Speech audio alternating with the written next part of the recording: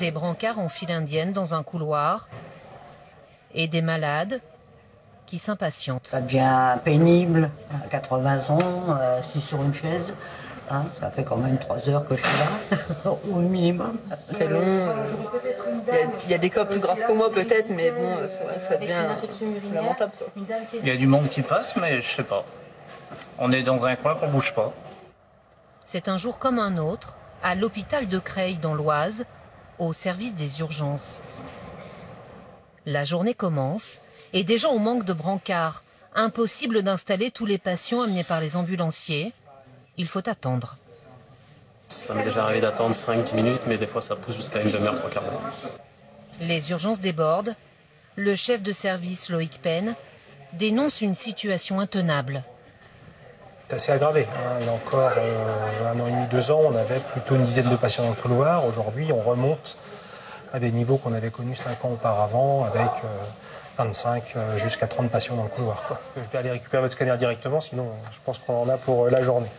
Il passe de lit en lit. Vous voulez pas rester avec nous, en fait. Pas une minute d'arrêt. Je suis beaucoup stressée. Moi aussi.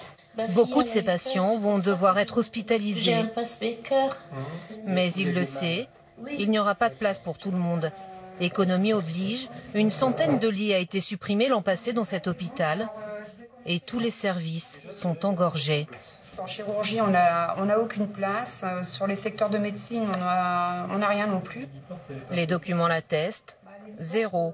Quasiment aucun lit de libre. Les urgentistes gardent les patients qu'on ne peut mettre ailleurs, mais le personnel est sous tension. Les gens n'imaginent pas que les urgences peuvent s'arrêter. Aujourd'hui, elles peuvent s'arrêter. 2-3 médecins de plus qui décident d'aller voir ailleurs parce qu'ils ne peuvent plus.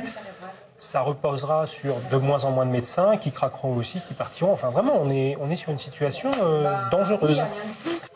Dans le couloir, les brancards s'entassent, toujours plus de monde.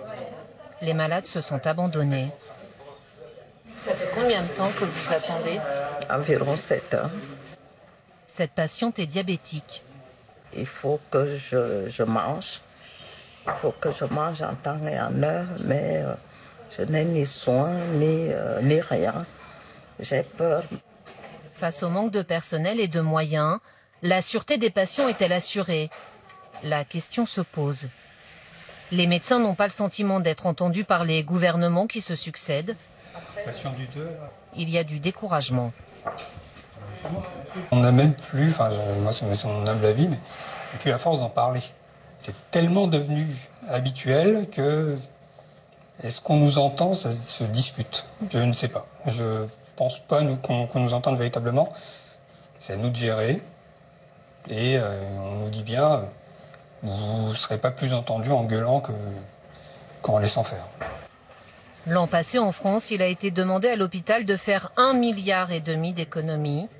Ce soir à Creil, des dizaines de patients dormiront encore dans le couloir des urgences.